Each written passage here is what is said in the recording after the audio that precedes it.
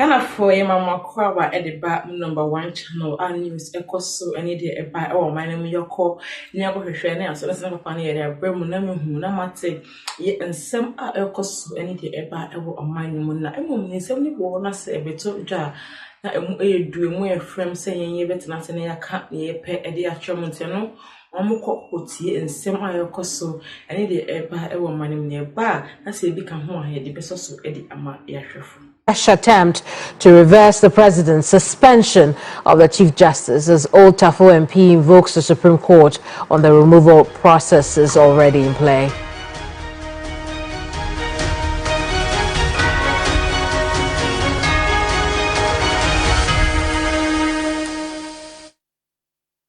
That's right. Member of Parliament for Old Tafo Vincent Asifo has filed an injunction against the suspension of Gertrude Saki Tokonu as Chief Justice.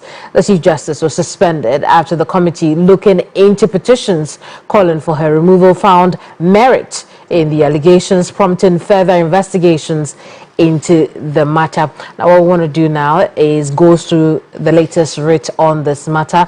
Dennis Poberi is my producer. He's here. He's been studying this document and he'll share with us what he's learned so far. Dennis, what is in this new document? Well, so this is what the applicant himself refers to as an attempt to suspend the suspension of the Chief Justice.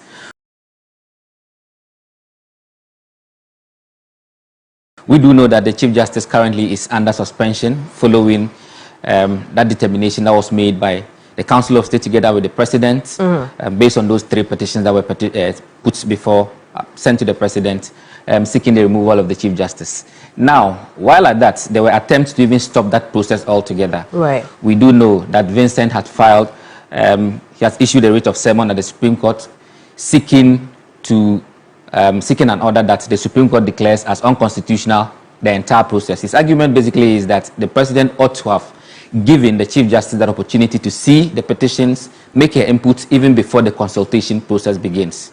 And that failure of which is an anomaly that he wants an order from the Supreme Court to declare same as unconstitutional.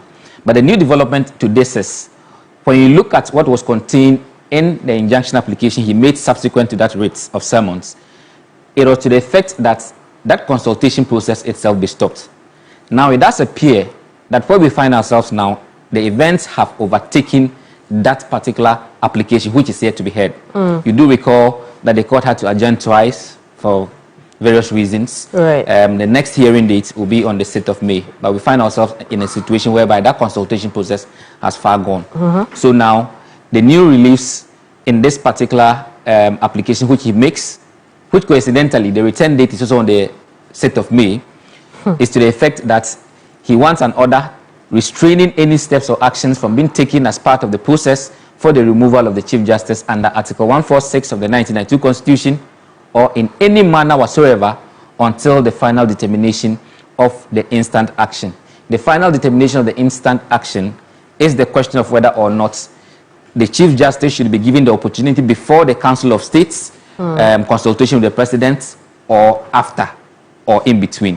And this relief that he is seeking, or declaration, you call it, that they are seeking from the Supreme Court is very much in tandem with the minority's position on the matter, that the President shouldn't have taken that decision while there was a legal matter in court, correct? Precisely so. So for them, the processes should be stayed, and then this matter be determined before any further actions. Now, this is specific to what has just happened few days ago in respect of the suspension. And for any for in some so any ever and I just was so with a measure pass they were doing air fancy which are fair Eddie Amame comment section. Young query and could see near to us.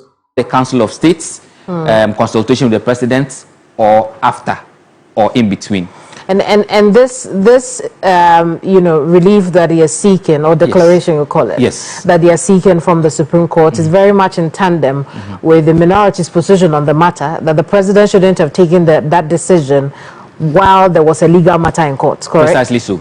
So for them, the processes should be stayed, and then this matter be determined before any further actions. Now, this is specific to what has just happened few days ago in respect of the suspension of the Chief Justice. He's seeking an order suspending the operation of the warrant for suspension of the Chief Justice, purportedly issued by the President under Article 14610 of the 1992 Constitution until the hearing and final determination of the matter. So that's to say that the Chief Justice be reinstated pending the final determination of the particular matter, this particular matter. Now, what is worthy of note in this suit is to the effect that now they've adduced new evidence to support this application. Right. I mean, key amongst them is the fact that they argue that this whole process is premeditated, and in so doing, they have exhibited what they say are comments by President John Dramani Mahama when he was in opposition, together with some government appointees, and they say that those comments, when you look at them, there was a premeditation that they would do this. In particular, they've exhibited another media interviews by some key government officials, including one from Mustapha Bandi, who is a deputy deputy general secretary of the National Democratic Congress. Indeed, and currently the deputy director of operations at the presidency. Yes. Yes. According to this particular process, they say he had indicated clearly that they were going to remove the Chief Justice. So that has also been attached as an exhibit. They also make reference to let me also Dr. add, sorry, my apologies. Let me also add that interview that is being quoted in this writ from a member of the minority side, aka the NPP, is an interview that was conducted here at TV3. Precisely. So that is one of the exhibits to make the case that what is happening now is something that was premeditated, and that the outcome possibly is known. They also make reference to a comment that was made by Dr. Rashid Tanko Computer to the effect that the NDC is pleased with the suspension of the Chief Justice. They put all of those things together to make the point that no, the court should stop the process until the final determination of the case, because if the court does not suspend the process, and in the event that adverse findings are made and then the Chief Justice is removed, and the final determination of this case comes to a point where she is exonerated or she's cleared, the harm caused cannot be repaired.